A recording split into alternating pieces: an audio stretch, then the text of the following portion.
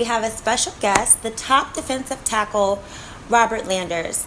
I'm your host, Brianna McNary, and we're going to get to know Robert outside of a football player. It was just last year that you got your black stripes removed from your helmet, which makes you an official Buckeye.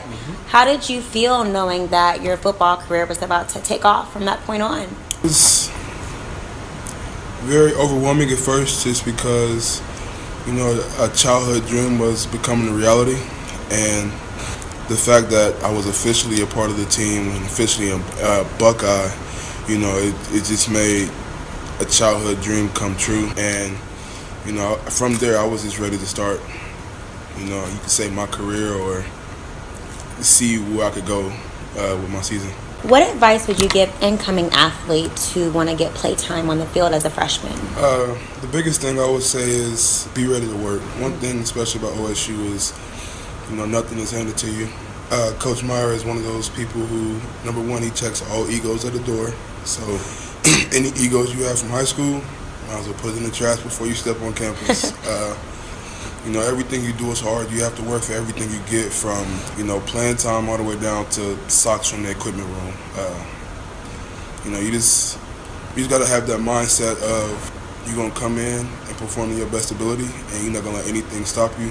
But at the same time, you have to be ready to also build a bond with your brothers, quote unquote the team, just because when things start getting hard, those are going to be the people that you're going to turn to who really understand. It's different from calling your mom or your uncle, people back home who's not in your shoes to experience what you're going through, as of talking to somebody who's going through it with you and who has been through it multiple times before you. So that'll be the biggest thing, is just coming in, ego gets checked, and just be ready to work. Your younger brother, Trey, how important is it for you to be a role model to him? It's a big deal for me to be a role model for him, just because, growing up, after my dad passed away, I took on the role of being a man of the house and trying to be that father figure to him and my youngest brother, Tyler, who's a sophomore in high school now. I know what he's about to go through as far as being a college athlete, and it's even times now he calls me like, bro, it's starting to get a little rough. I'm like, it's gonna get harder before you know it. Just tell him, you gotta grind it out.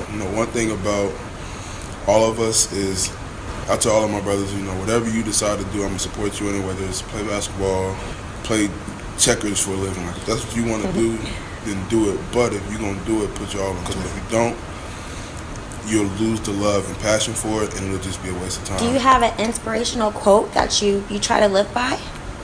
There's a couple. I'm really big on quotes, but I would say the biggest one is, life is full of lessons, and blessings never regrets. When you go through tough times, it's nothing to regret. If you make a bad decision, then there's nothing to regret. You learn from it. God puts you in certain positions, and puts you in certain circumstances, whether good or bad, to teach you something. And instead of taking it negatively and being down on yourself, or saying I hate this or I hate that, or I regret this, I regret that, learn from it. That situation is teaching you something. And when you get a blessing, grab onto it, run with it.